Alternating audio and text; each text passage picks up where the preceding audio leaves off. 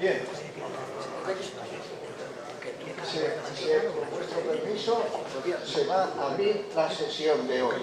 De manera que vamos, en primer lugar, a oír un trocito del himno de la Real Academia de Cultura Valenciana. De manera que, por favor, nos ponemos de pie y oímos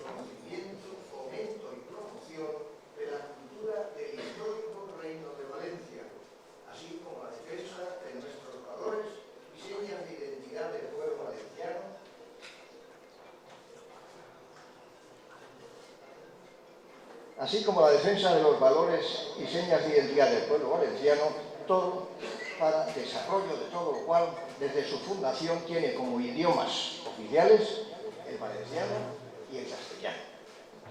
El artículo 11º de esos mismos estatutos establece que los académicos de honor serán elegidos por la Junta General entre personas de reconocido prestigio que mantengan vinculación cultural con localidades de la Comunidad Valenciana. Muchos ilustres valencianos han sido investidos académicos de honor a lo largo de nuestra historia más que centenaria. Algunos de ellos, ordenados más o menos etimológicamente, o mejor dicho, cronológicamente, son el cardenal Benlloch, don Elías Tormo Monzó, que fue ministro de Instrucción Pública y Bellas Artes del Gobierno de España, el cardenal Enrique Reig, don Julián Rivera y Tarragó, académico a su vez de la Real de Historia, la Academia Española de Historia, el franciscano Luis Fullana Milla, que fue miembro de la Real Academia Española representando la lengua valenciana, compositores como Joaquín Rodrigo, escritores como Vicente Vasco Ibáñez, que precisamente en este mismo salón del Consulado de la Mar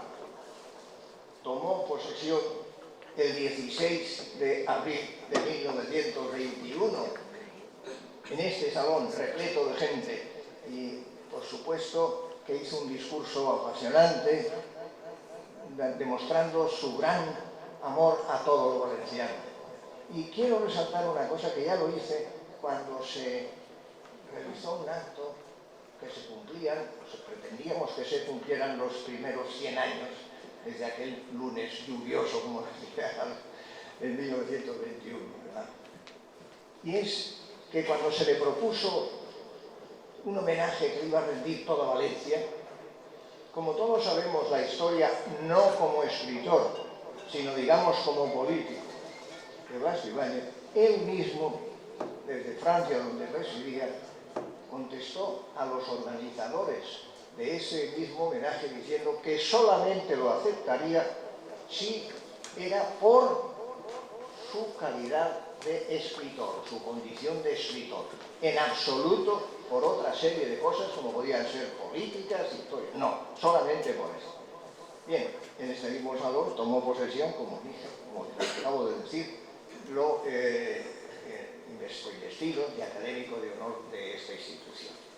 Catedráticos de universidad, muchos, Andrés Amorós, Manuel Murel de Lema, Gustavo Villapalos, que fue rector, recordamos muchos, aparte de amigos, rector de la Universidad Complutense, empresarios como Juan Lladró y Javier Cremades, el almirante de la Armada Manuel Catalán Pérez Lupiola, valenciano, y más recientemente el cardenal arzobispo de Valencia, Antonio Cañizares.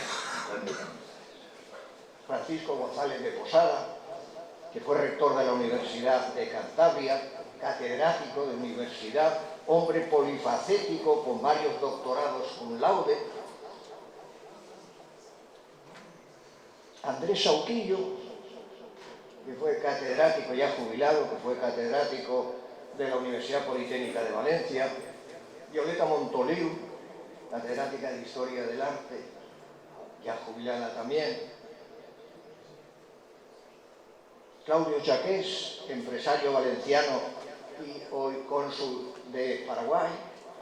Y he dejado para el final, por la relación, digamos, profesional con nuestro inmediato, en cuanto tome la posesión, nuestro inmediato académico de honor de hoy, que es Mario Vargas Llosa, Premio Nobel de Literatura.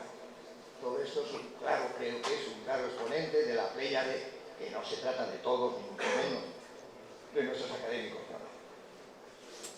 Con estos prolegómenos he querido resaltar la importancia que tiene la investidura que hoy vamos a realizar en la persona del profesor y escritor valenciano Santiago Postier.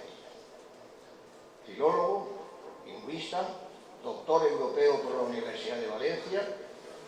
En la actualidad es profesor titular de la Universidad Jaume I de Castelló, donde ha sido director de la sede en dicha universidad del Instituto Interuniversitario de Lenguas Modernas Aplicadas de la Comunidad Valenciana durante varios años, y en la actualidad imparte clases de lengua y literatura inglesa con especial atención a la narrativa inglesa del siglo XIX, el teatro isabelino y la relación entre la literatura inglesa y la norteamericana con el cine, la música y otras artes.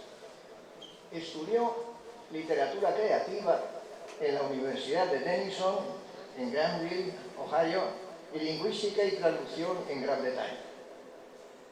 Tiene en su haber más de 70 publicaciones académicas, entre artículos de investigación, monografías y diccionarios especializados.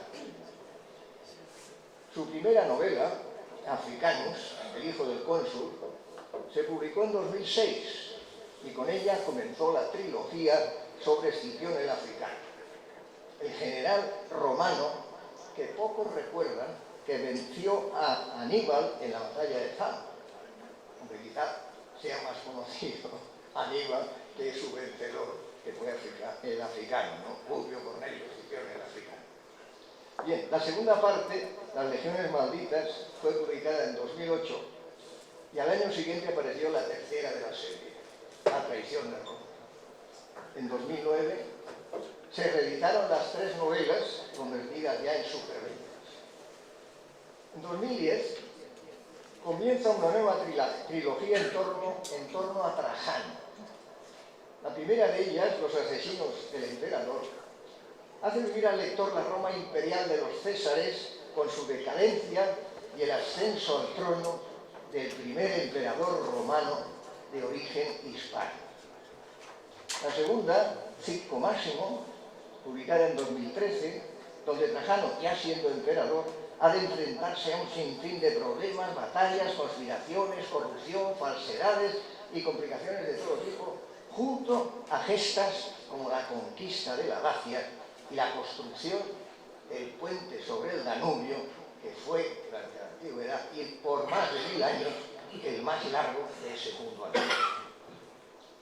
La última de esa trilogía, La Legión Perdida, se publicó en 2016, antes de afrontar su tercer libro de curiosidades sobre la literatura universal, publicado en el 2017 bajo el título El séptimo círculo del infierno. Su tercera saga romana se adentró en la figura de Julia Donna, emperatriz, con cuya primera parte, Yo Julia, el autor ganó el premio Planeta en el año 2018. En 2020 publicó su desenlace con Y Julia retó a los dioses. En 2017, el escritor fue invitado por la Universidad de Cambridge como Visiting Scholar of el Sydney Sussex College, para impartir, porque aquí cuando hablamos de college parece que sea un colegio, y que lo sea, pero en este caso para impartir clases sobre novela histórica en sus programas de doctorado. En el 2022 participó en la Universidad Internacional Menéndez y Pelayo dentro del curso sobre la historia de España desde la novela histórica. En la actualidad, sus novelas se leen, por supuesto, en España, Italia, Polonia, Portugal, Brasil, Colombia, México, Argentina, Ecuador, Perú, República Checa, Chile y Estados Unidos, entre otros países, y se han traducido al polaco, al italiano, al portugués y al checo, y se acaba de iniciar la traducción de todas sus obras al árabe. En su última novela, Roma soy yo, editada el año pasado, 2022, Julio César representa para Posteguillo al gobernante que quiere distribuir más derechos entre la población, que se levanta y lucha por cambiar un modelo injusto. Y subraya el propio autor sobre Julio César que es un personaje que, como muestra en Roma soy yo, lucha contra la corrupción y contra ese elitismo que no quiere ni libertades, ni derechos, ni reparto de riquezas y tierras de forma equilibrada entre todos. El autor, que tenemos la dicha de tenerlo con nosotros esta tarde, confiesa que una de las cualidades que le llevan a admirar a este personaje, admiración que comparto, es su lucha activa contra la corrupción y cómo intenta transformar su mundo en otro más justo. Así apunta Posteguillo que Julio César lucha contra un sistema judicial corrompido en el que Sila, dictador Sila, ha evitado que los senadores puedan ser juzgados por jueces independientes y hace y consigue que se apruebe una ley para que los senadores solo puedan ser juzgados por otros senadores. Con todo esto se va viendo que se carga cualquier posibilidad de independencia judicial y se van planteando problemas en esta novela sobre Julio César, Roma soy yo, que no yo, que seguramente no tenemos bien resueltos hoy en día. Parece que les suena algo, ¿no? Sus novelas históricas, y esto ya es casi una confesión personal mía, que también soy un lector, si no fanático, encantado de leer las obras del profesor Posteguillo. Me las he leído todas, menos la última, que no he tenido tiempo, pero la tengo.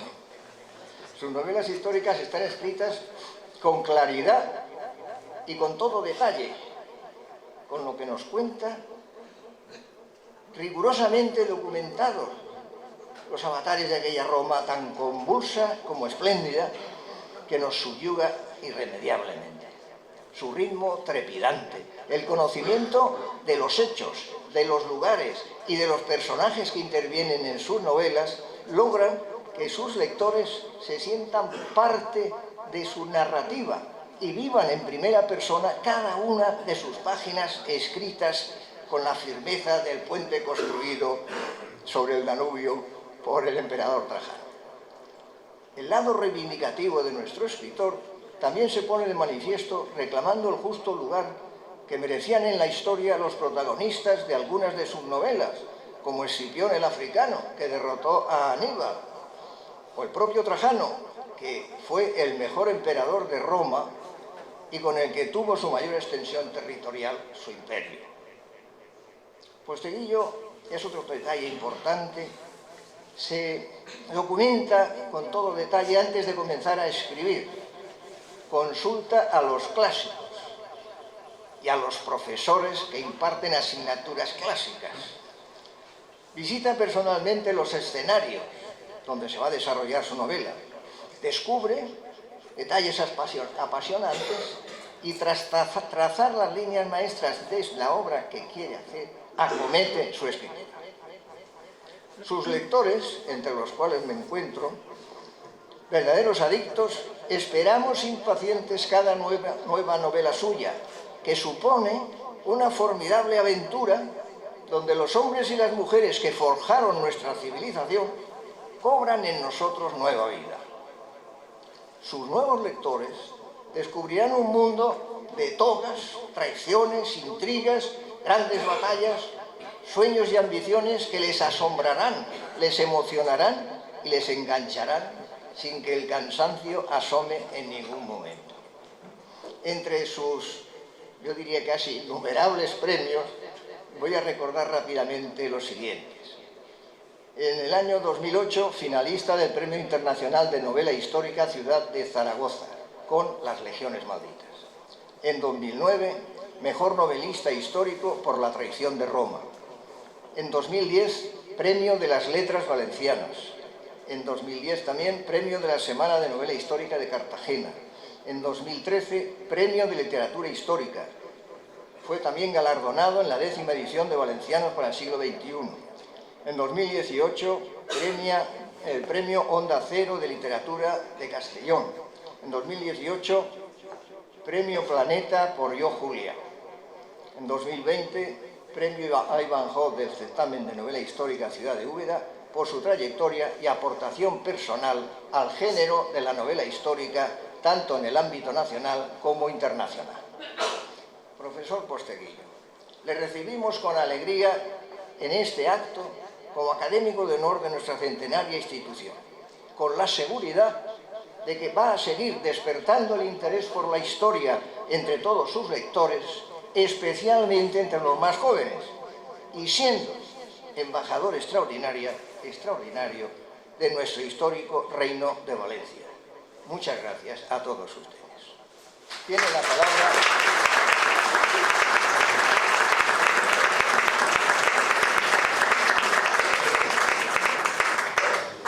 la palabra el señor Posteguillo.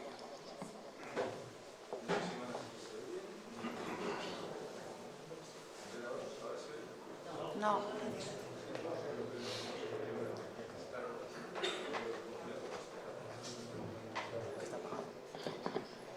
Sí, está claro. Muy bien. Ahora sí, ¿verdad? Ahora perfecto. Muy bien, muchísimas gracias. Bueno, ilustrísimos académicos, autoridades, señores y señoras, para mí es un auténtico honor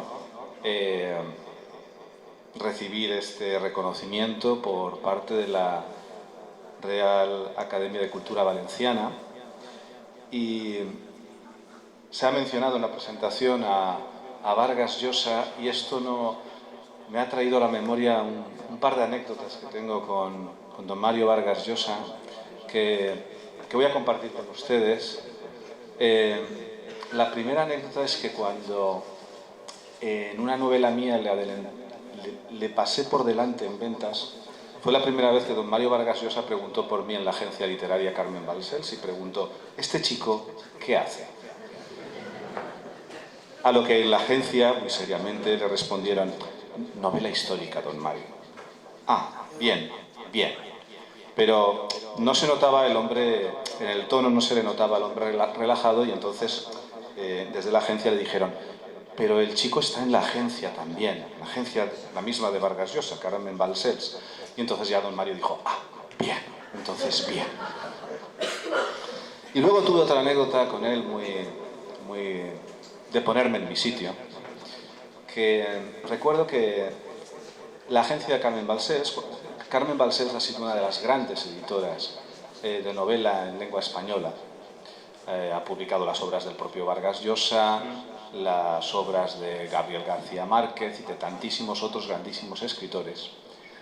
Luego ella falleció hace unos pocos años y su hijo, que lleva ahora la agencia, junto con un equipo de gente, quería hacer un acto de homenaje a su madre y un centro de estudios de investigación con un archivo en el que, imagínense, podía trasladar la agencia literaria los originales manuscritos de varios premios Nobel de literatura. Ahí está, ¿no? Y bueno, pues lo ofrecieron a distintas entidades culturales, como la Generalitat de Cataluña, que no se interesó porque no eran obras escritas en catalán, y luego pues el Ministerio de Cultura español pues tenía que pensar muchas cosas, y al final la Universidad de Guadalajara, México, les dijo que por supuesto, que ellos encantados de tener los manuscritos de un montón de premios Nobel de literatura, con lo cual la Universidad de Guadalajara, México, es la que tiene en su nueva biblioteca. La Universidad de Guadalajara es de la ciudad de Guadalajara una ciudad de unos 6 millones de habitantes en su conurbación urbana, y además es la que celebra el mayor evento literario en lengua española del mundo, que es la FIL de México, ¿no? Ahí hicieron toda una planta para Centro de Estudios Carmen Balcells. Y la agencia me llama y me dice, oye, nos gustaría que fueran algunos escritores, va a ir el propio Mario, si tienes la amabilidad de venir tú. Y yo les digo, hombre, sí, lo que pasa es que ustedes saben que moverse en México puede ser un poco complicado. Yo lo único que pedí es que tengan la amabilidad la agencia de poner un coche, porque coger un taxi en México puede ser algo delicado. Me dicen, sí, no te preocupes, Santiago, tú tendrás un coche en la puerta del hotel. Bajo a la puerta del Hotel Hilton, frente a la Feria Internacional de Guadalajara, y aparece un coche Hammer con las lunas tintadas, impresionante, que pone Universidad de Guadalajara. Y como todos arrastramos nuestra vanidad, pues yo no pude por menos que pensar, ponerme un poco tonto y decir, fíjate dónde he llegado. Para el coche delante de mí, abro la puerta y me mira el conductor como diciendo, ¿a usted a dónde va?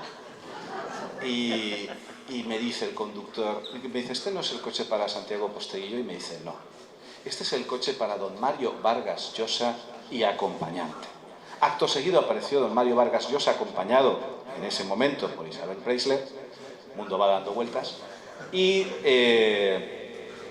entraron y el coche se desvaneció. Acto seguido apareció un coche escarabajo con la matrícula colgando de lado, traca, traqueteando por el asfalto de la carretera, y se detuvo delante de mí, abrieron la puerta y dijeron, don Santiago Posteguillo, y dije, sí, ese soy yo. Y está bien, porque una cosa es un premio Nobel de literatura y otra cosa es un juglar que va intentando, siguiendo la estela de los grandes, pues narrar historia y narrar literatura. Yo narro y cuento y recreo el mundo antiguo y el mundo de la antigua Roma. Y alguien me puede preguntar, ¿y por qué la antigua Roma? ¿No? Cosa que me suelen preguntar muchas ocasiones. Y yo lo que sí que intento es recuperar un pasado cultural común a todos nosotros. De Roma venimos, Roma nos explica cómo somos, ¿no? Como bien estabas comentando, documento mucho las novelas, recurro a grandes expertos. Por aquí en algún lado está el catedrático Alejandro Baliño, de Derecho Romano, que tanta bendita paciencia ha tenido conmigo en la novela Roma soy yo. Y lo que yo intento es, desde el entretenimiento, hacer pensar. ¿Por qué?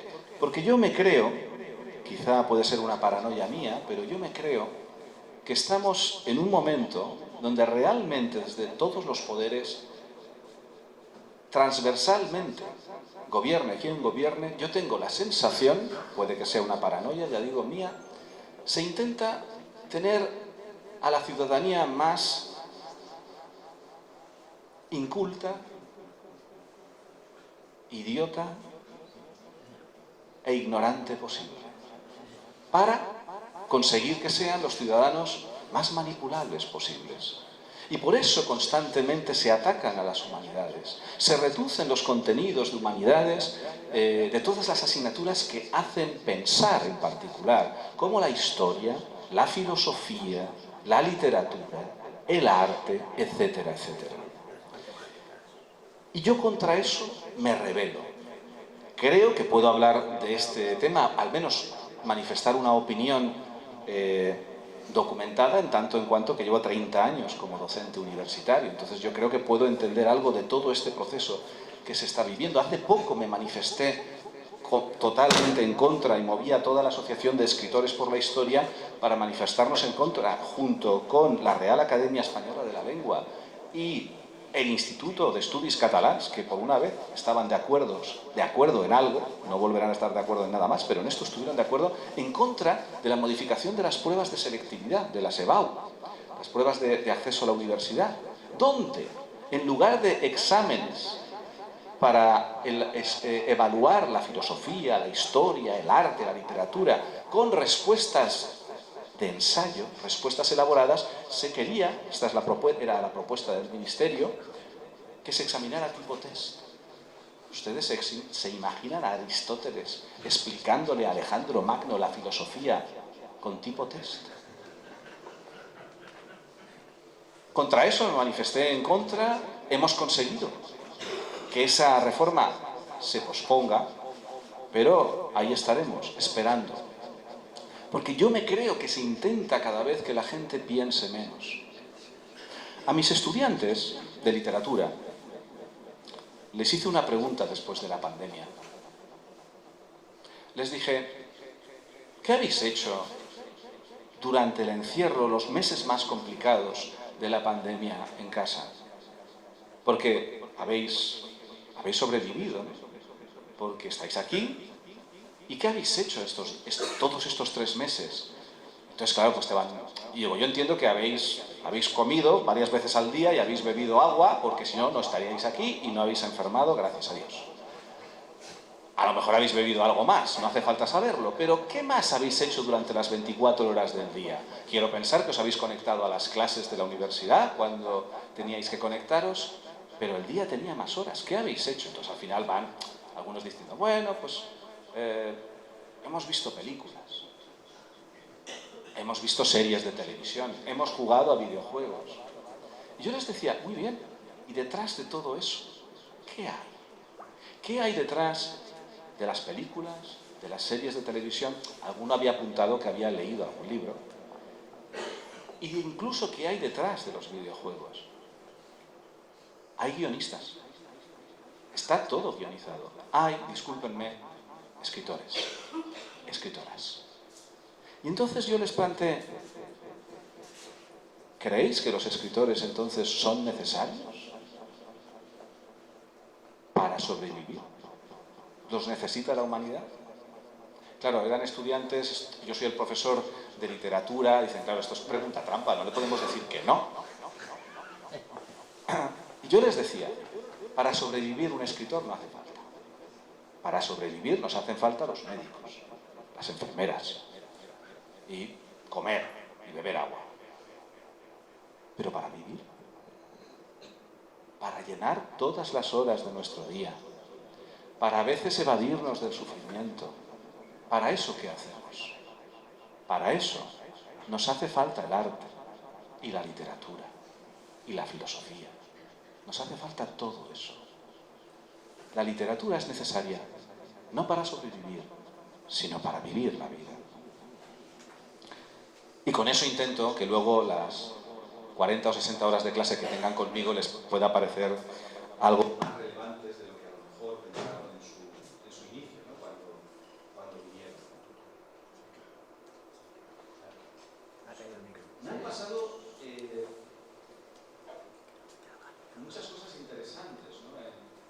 en todos estos años, ¿no? de esta práctica que yo he tenido, siguiendo la máxima latina de docere detectare, enseñar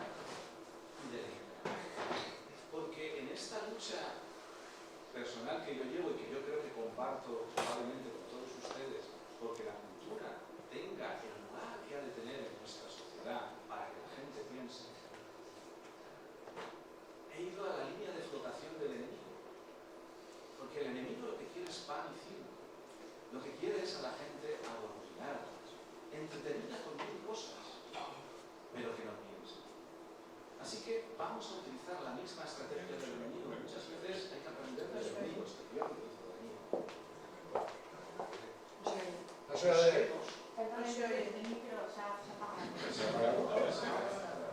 Buscamos, entonces, entrar en la gente, entendiendo, haciendo que lo que yo quiero contar resulte atractivo y entretenido para la gente.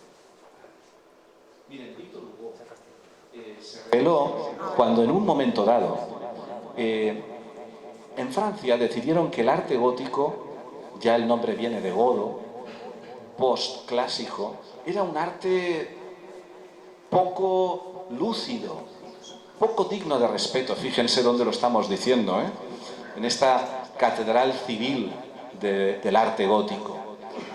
Y una de las cosas bárbaras que estaban haciendo en Francia era que se cargaban rompían las maravillosas vidrieras multicolores del gótico para cambiarlas por vidrieras de color de blanco, de alabastro, porque introducían más luz. Claro, como se podrán imaginar, esto a Víctor Hugo le rasgaba las entrañas. Así que escribió un ensayo que se titulaba Contra los demoledores, explicando que eso no se debía hacer de una forma bien documentada, bien trabajada y bien expresado. Un ensayo que leyeron 5 personas. Entonces se dio cuenta que para transmitir su mensaje no había utilizado el tipo de texto adecuado, si quería llegar a mucha gente. Y entonces escribió Nuestra Señora de París, con la historia del jorobado de Notre Dame, donde Notre Dame se convertía en ese casi un personaje de la novela, donde encontraba asilo los protagonistas de la novela. Y tanto amor le cogieron los parisinos a Notre Dame que ya nadie podía tocar las vidrieras de Notre Dame. Siguiendo el ejemplo de Víctor Hugo, yo intento, desde las novelas más entretenidas posibles, llegar con el máximo contenido cultural a un montón de lectores. Recuerdo a mi primer editor cuando escribí la novela Africanus, en donde, en ese conflicto entre Escipión y Aníbal, pues yo contaba también el origen de la comedia clásica romana con el estreno de la Asinaria, la primera obra de teatro escrita por Plauto, que le costó muchísimo y le costó aún más estrenarla. Y mi primer editor me dice, tu novela es muy larga, vamos a cortar algo, vamos a quitar todo eso del Plauto ese. Y yo le dije, hombre, no, porque ya entiendo que lo que sostiene en tensión dramática el relato es el enfrentamiento entre Escipión y Aníbal, pero lo que dota de profundidad cultural al relato es añadir toda esta parte de este escritor. Y conseguí, me empeñé en que se publicara exactamente como la había escrito. Luego he tenido a bien leer, que ha habido lectores que me han dicho, pues mire, después de leer Africanus, me entró curiosidad por leer a Plauto. Eso es lo que yo ando persiguiendo siempre. Que desde unas obras del siglo XXI, que intento que sean muy entretenidas, haya lectores, también, sobre todo también lectores jóvenes, que se acerquen a obras clásicas en las que nunca habrían pensado que podrían encontrar algo de su interés. Así, he ido seleccionando personajes, además, de los que yo pensaba que todos podíamos aprender. Escipión y su nobleza. Trajano, un gobernante que luchaba contra la corrupción. Un gobernante que seguía una de las normas más importantes que debería de seguir cualquier gobernante, que lamentablemente no suelen hoy día, que es gobernar con el ejemplo. Trajano nunca pedía a ninguno de sus súbditos un sacrificio que él no estuviera dispuesto a acometer antes. Si sus legiones tenían que andar 40 kilómetros, los andaba él, aunque acabara con sabañones y heridas en los pies. como sus legionarios. Comía el rancho de los legionarios, bebía el agua de los legionarios. Contraviniendo el criterio de sus médicos, porque él tenía 50 años y no era lo mismo beber ciertas aguas para una persona de esa edad que para uno de 20. Pero él decía, yo tengo que comer y beber lo que comen mis soldados. Soldados que viendo eso, viendo que si había combate, él iba al combate, que si se rompía la primera línea de combate, Trajano iba allí con la caballería suya personal para restablecer el frente de batalla. Así lo siguieron hasta el final del mundo. Julia, una mujer que es el paradigma del ejemplo de mujer en un mundo de hombres, donde con su ingenio y su inteligencia es capaz no solo de conseguir ser emperatriz, sino de conseguir aquello que solo una mujer puede conseguir. Porque los hombres no podemos forjar una dinastía. Para eso hace falta una mujer. Y eso es lo que es capaz de hacer ella. Y finalmente me he introducido en este personaje vertiginoso que es Cayo Julio César, con el que me voy a pasar 12 años, llevo 3, me quedan 9, para explicar un personaje con luces y sombras, porque podemos aprender mucho de sus luces, como podemos aprender también mucho de sus equivocaciones. Empieza con todo su idealismo, luchando contra la corrupción activamente en los tribunales de justicia, hasta que se dará cuenta que con una justicia tan corrompida no se puede cambiar la sociedad. Entonces, voy a la segunda novela, va a intentar cambiarlo todo en el Senado. Va a ver que también va a ser difícil cambiar las cosas en el Senado. ¿Hasta dónde se puede utilizar los métodos del enemigo? César llegará a tener que plantearse cuestiones morales, pero en todo ese proceso nos va a dejar lecciones sorprendentes. El primer discurso, esto lo tengo que contar en la segunda novela, el primer discurso contra la pena de muerte y a favor de la prisión permanente como alternativa, lo da Julio César, el 5 de diciembre del año 63 a.C. en el Senado de Roma. El primer discurso funerario a la muerte de una mujer joven, cosa que nunca se hacía, lo hará César también. César es mucho más moderno de lo que muchos podrían imaginar. Y he decidido también, en esta novela que estoy acometiendo, hacerle un homenaje a Valencia. Porque he de hablar de Valencia. Así que voy a hablar de Valencia y de la Guerra Civil. Porque me parece muy importante que se conozcan cuestiones de la Guerra Civil que acontecieron en Valencia que normalmente la gente desconoce. Como que la ciudad quedó completamente arrasada, no quedó piedra. Es la Guerra Civil. Por supuesto me estoy refiriendo a la Guerra Civil del año 75, antes de Cristo. La Guerra Civil entre Sertorio y Pompeyo. Cuando Roma tiene dividida políticamente la sociedad entre la facción del pueblo, que defendía a Mario, el tío de Cayo Julio César, que es aniquilado durante los conflictos contra el dictador Sila, que defendía la otra facción, la de la oligarquía senatorial, Sertorio, el segundo en el mando de Mario, se refugiará en Hispania. Y aquí en Hispania, va a hacer algo muy interesante, algo que realmente asustó por primera vez de verdad a la oligarquía senatorial romana. Sertorio en Hispania no simplemente va a establecer, digamos, una resistencia militar contra la oligarquía senatorial romana, sino que va a crear un estado paralelo. Va a crear, entre otras cosas, un nuevo senado, con sede en Osca, Huesca, donde pacta con los iberos, con los celtas y los iberos.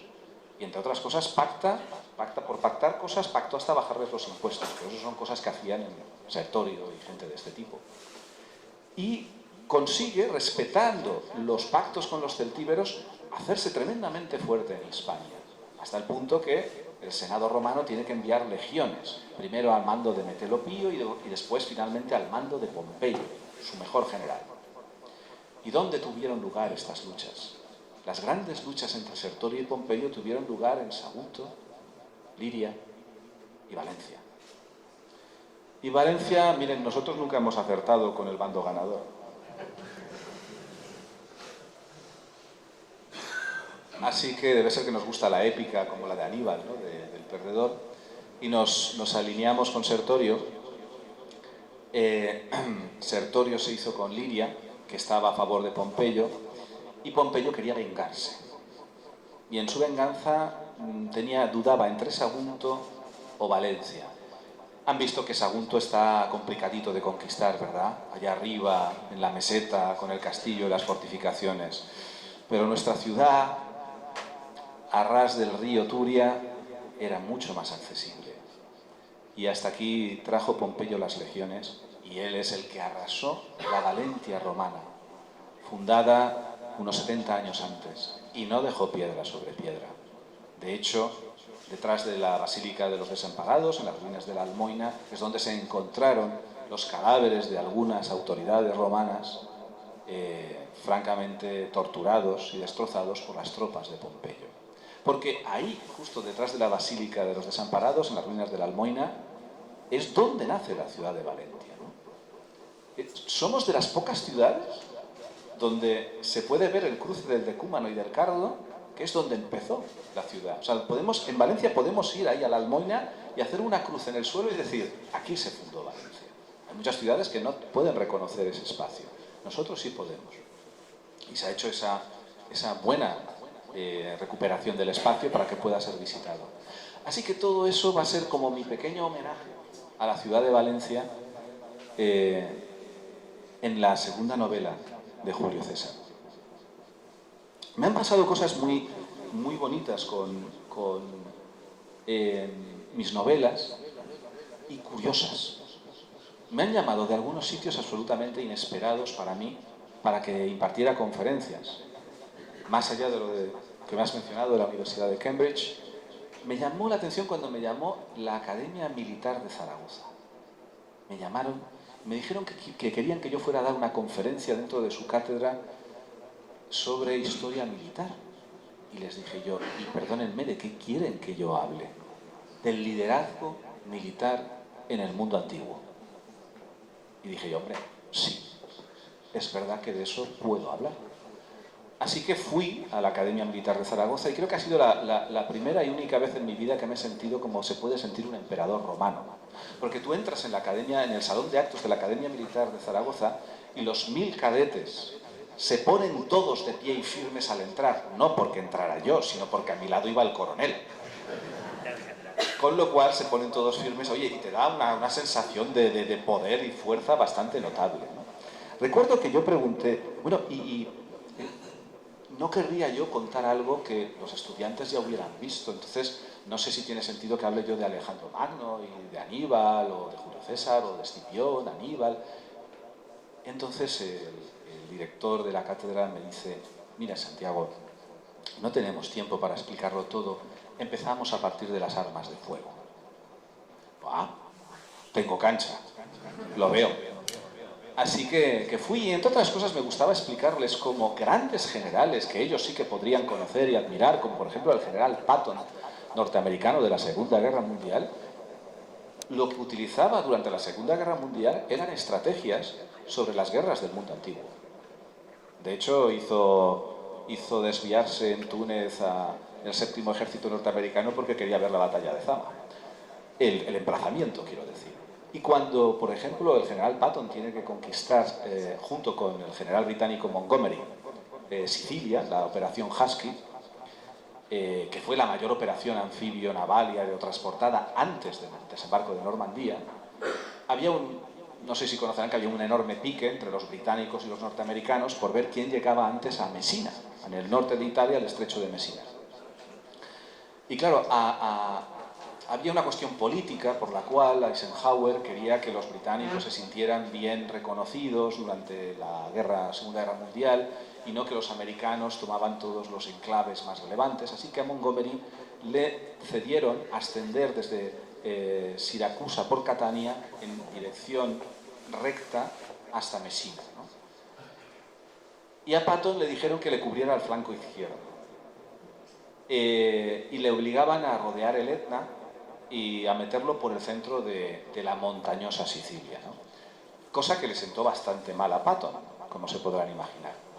Pero él empezó a cumplir aquello, pero como las normas eran ambiguas, o sea, las órdenes no estaban claras, solo decían que tenía que ir por el oeste. Dijo, pues por el oeste, pero por el oeste del todo, como hicieron cuando los griegos y los cartagineses conquistaban Sicilia. Por el oeste es irse hasta el oeste del todo, hasta Palermo. Y él es lo que hizo. Se fue directamente a Palermo en un desvío enorme, un triángulo Sicilia, desde Siracusa a Messina es recto.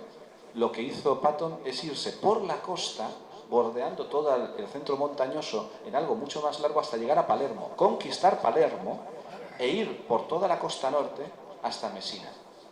Cuando el general Montgomery entró en Messina, en la plaza central de Messina, el día anterior ya había entrado Patton y le esperaba con los tanques norteamericanos y el general Bradley. El general Bradley, que era el general amigo de Patton, de donde toman nombre, por cierto, los vehículos Bradley que los ucranianos quieren ahora. Son los grandes blindados del amigo de Patton. Patton fue el primer general norteamericano que utilizó tanques ya en la Primera Guerra Mundial. Pero todo esto lo vengo a decir para que vean que un gran general de reconocido prestigio militar basaba su estrategia militar en conocer el mundo clásico. Y yo creo que más allá de la historia militar está la historia del arte, la historia del conocimiento, la historia de la filosofía, la historia de la literatura, y todo eso es lo que meto, lo que introduzco en mis novelas. He conseguido que mis novelas, como han dicho, se traduzcan a muchos idiomas, algunas veces de alguna forma un poco caótica. Les puedo contar que los italianos, a los que quiero muchísimo, porque imagínense que para mí ha sido muy especial que me quisieran traducir en Italia, porque digo yo que algo sabrán los italianos de Roma, y que les haya parecido bien como un valenciano lo cuenta, pues me llenó de orgullo, ¿no? Pero son un poco suyos, ¿no? Recuerdo que cuando llamaron a mi agente literario por primera vez, dijeron, queremos traducir una obra de Santiago. Ah, muy bien. Ya tenía 2 trilogías, la de Escipión y la de Trajano. ¿Y qué quieren traducir? Pues mire, la primera novela, la de Africanos. Ah, muy bien, la traducen, funciona bien. Y entonces llaman otra vez a mi agente, queremos traducir otra novela. Mi agente dice, ¿la segunda de Escipión? ¿No? Me dicen, no, ahora vamos a traducir la primera de Trajano. Bueno, luego llaman otra vez que queremos traducir otra novela, dice ya mi agente, la segunda de Trajano, no, ahora la segunda de Escipión. Y además le cambian el título, Las Legiones Malditas, que eran malditas porque habían sido derrotadas por Aníbal y tenía que recuperarlas moralmente Escipión. Y les ponen el título de Invicta Legio. Yo, el artista, se imaginarán indignado, le digo a mi agente, dame el teléfono de la editora italiana que se va a enterar. Entonces la llamo, le suelto mi perorata de artista literario, de cómo usted me puede cambiar el título. La señora aguanta estoicamente mis 5 minutos de perorata y cuando termino me dice serenamente, Santiago, ¿tú quieres vender libros en Italia o no? Y yo, hombre, sí. Dice, en Italia no hay legiones derrotadas. Digo, ya. Me dice, además, al final no ganan. Digo, hombre, sí. Pues dice, pues ya está. Digo, es verdad.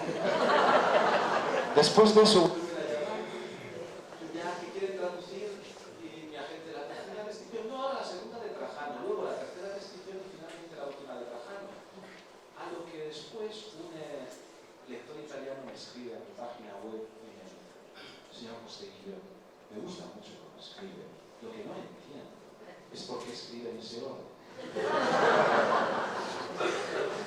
Ahora, a los queridos italianos, a mis editores italianos, no les queda más remedio que traducir a Julio César por orden. Una detrás de otra.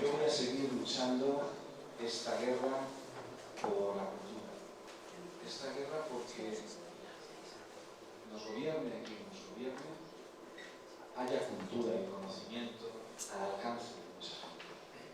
Y en esas trincheras, en la lucha por el conocimiento, me encontrarán siempre, con todos ustedes. Muchísimas gracias.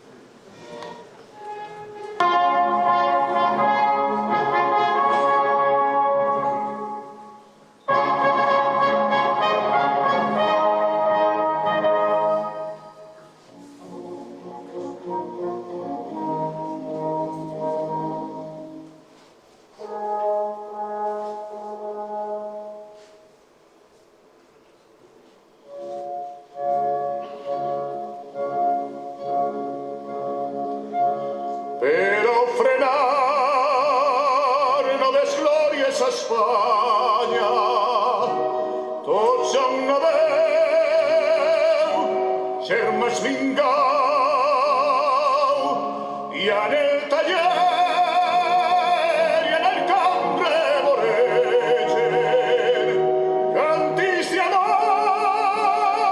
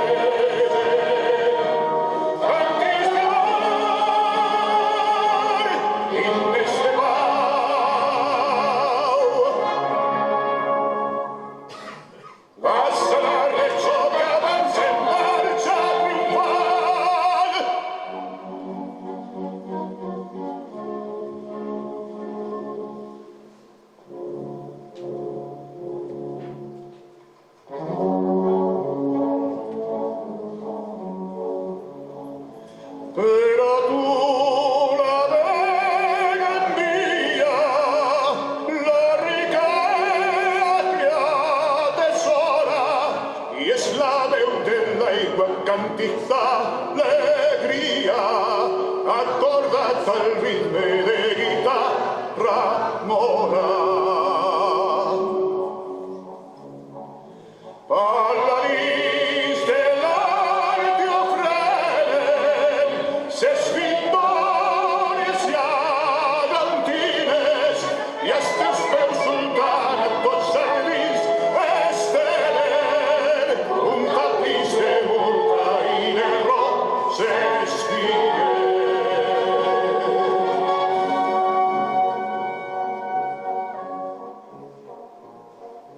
Brinden fruites doraes els paradisos de les riberes, pengen les arracaes, veig les arracaes de les malveres,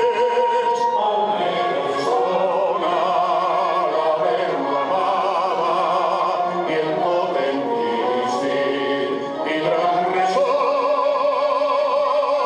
Notes de nostra alabada cantem les glòries de ressò. Valencians en peu al sense, el nostre Déu, gallom salode, Déu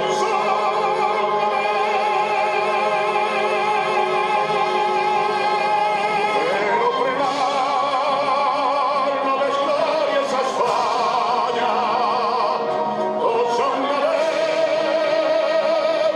serves vingam, i en el taller i en el camp reborrese, cantis de mar,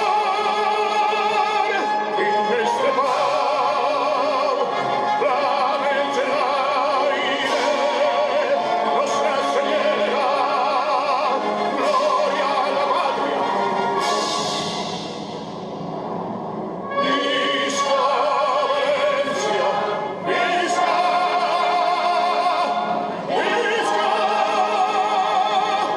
Visca!